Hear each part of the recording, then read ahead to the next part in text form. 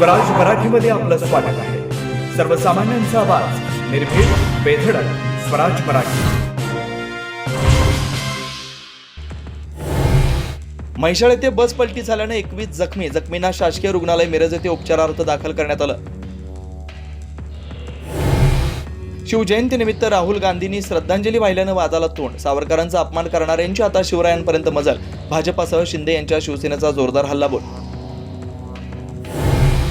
महाविकास आघाडीत एकनाथ शिंदे ज्युनियर होते म्हणून मुख्यमंत्री पदाची संधी हुकली. 5 वर्षानंतर संजय राऊतांचा गौप्यस्फोट. शिंदे चालणार नाही तशी शरद पवार आणि अजितदादांची भूमिका होती, संजय राऊतांचा दावा. ऑपरेशन टायगर मोडून काढण्यासाठी ठाकरेंची शिवसेना सक्रिय. सर्व नेत्यांचे शिवसेना भवनात दर मंगळवारी होणार आढावा बैठक. नाराजांची बाजू समजून लवकरच संघटनात्मक बदल करण्याचा मानस. मंत्रिमंडळाच्या बैठकीआधीच अजेंडा लीक करणाऱ्यांची खैर नाही. मुख्यमंत्री फडणवीसांचा सज्जड दम. तर ठाकरे सरकारचा अजेंडा लीक करणारे तुमच्या मंत्रिमंडळात, संजय राऊतांचा टोला.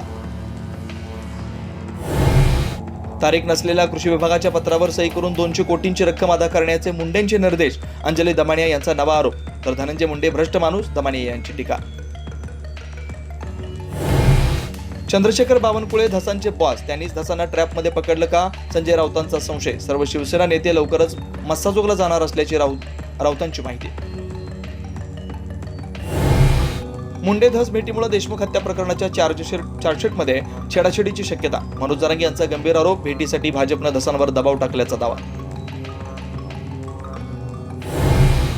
राज्यभरात शिवजयंतीचा उत्साह. किल्ले शिवनेरीवर मुख्यमंत्री आणि दोन्ही उपमुख्यमंत्र्यांच्या उपस्थितीत सोहळा. मर्दानी खेळाने वेधलं लक्ष. राजकोट किल्ल्यावर शिवछत्रपतींच्या नव्या पुतळ्याची पायाभरणी संपन्न. पालकमंत्री नितेश राणे यांच्या हस्ते पायाभरणी. माजी मंत्री दीपक केसरकरही उपस्थित.